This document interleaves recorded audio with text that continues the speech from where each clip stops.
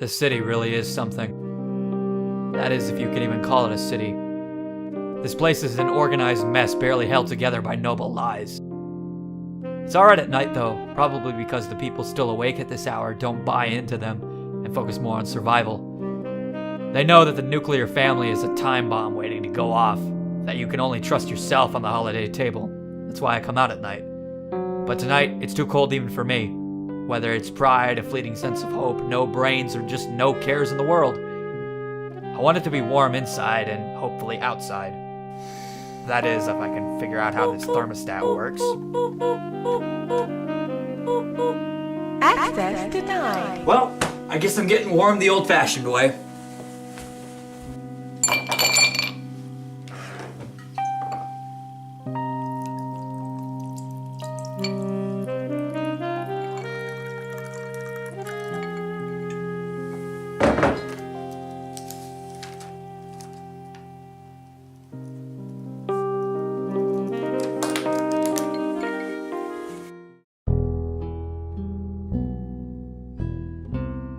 Hi again, it's me, that guy.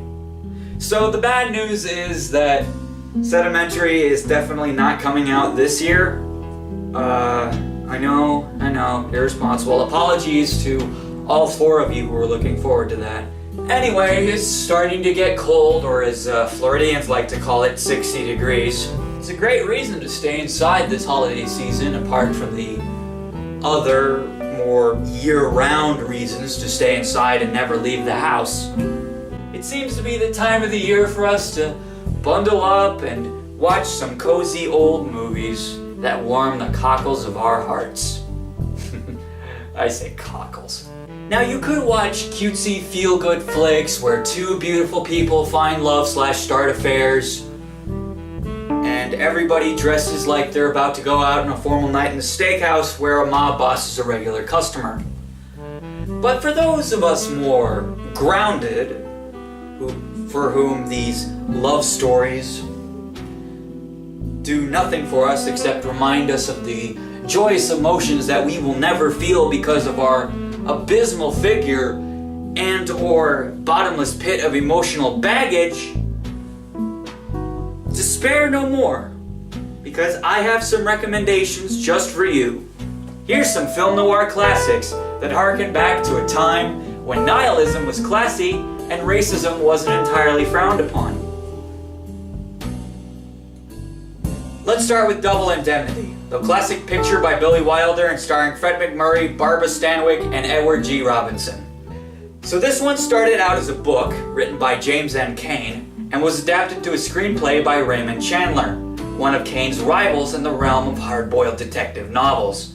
It was harder getting the story of an insurance salesman named Walter Meth.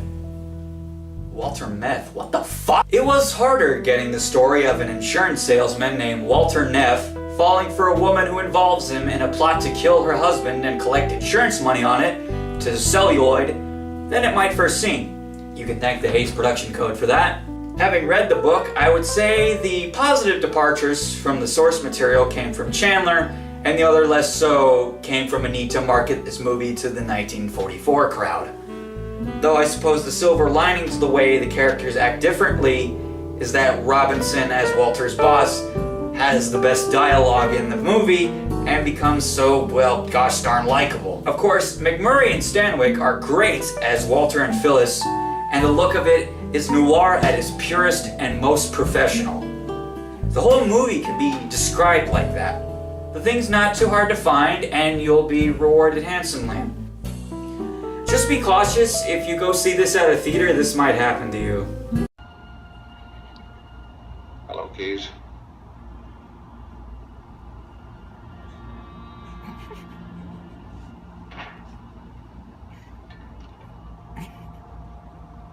Up pretty early, aren't you? I was wondering what time you got down to the office. What did that little man of yours pull you out of bed? The janitor did. Seems you leaked a little blood on the way in here. Yeah. Wouldn't be surprised. Wanted to straighten you out in that Dietrichson case. So I gathered. How long have you been standing there? Long enough. Kind of a crazy story with a crazy twist to it. One you didn't quite figure out. You can't figure them all, Walter. That's right, I guess. Next up is Out of the Past, directed by Jacques Tourner, with a screenplay adapted by the original author of the book. This crime drama stars Robert Mitchum as a private eye trying to escape his past in the big city, Jane Greer as the woman that entices him back in, and a young Kirk Douglas as an arrogant gangster who keeps him there looking for a favor. Arguably the most unique thing about this movie compared to other classic film noir is the variety of locations, whereas others might be more content to stay in a seedy city, usually LA. And so they range from idyllic small towns, Mexican paradises, a mansion paid for by dirty money, a lonely cabin, and a city of danger this guy does not want to be a part of. Kirk Douglas is easily the best part of this movie, but that probably won't surprise you if you know anything about him. I don't really have anything else for this. Go see it. Next section, please. I'm running out of liquor.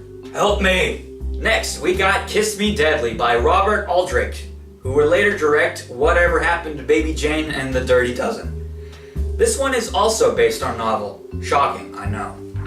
This one specifically revolves around Mickey Spillane's recurring character, Mike Hammer, picking up a female hitchhiker and finding himself in a big mystery surrounding a great what's-it, as the movie goes with calling it. How do I put this without giving it away? It's the timeliest of all the offerings I'm spotlighting here. If you know anything about 1955, you might be able to guess why. The only thing I'll say about the ending of this film is that you might realize this is a lot more influential than you might expect. Go into this one blind. Don't look, Marion! Okay, last one I got isn't really film noir, but it is an old movie that you should see or else you will die alone. Paths of Glory is a war film starring a slightly less young Kirk Douglas as a French colonel during the stalemate of death that was the First World War. I know that sounds weird, but nobody really sounds French in this movie. Hollywood did this type of casting a lot back then. Yeah. This film is often considered the first real masterwork of director Stanley Kubrick and would lead to him helming Spartacus, which also stars Kirk Douglas.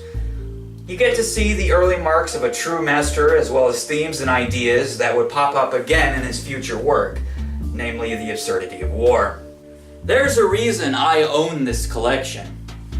My friends call me Pile. Why do you think that is? It's not because I'm a fan of Andy Griffith. It's because I'm fat. This movie is an intense experience about men who basically died for nothing, screaming and unloved by family and country. Just like we all do. Anyway, there's your movie recommendations, and now you gotta watch them all. And if you don't, I will cut off your dick and kill your parents. Cut it out. Now go away. I have to make a very important call to deal with a very certain shitty comedian.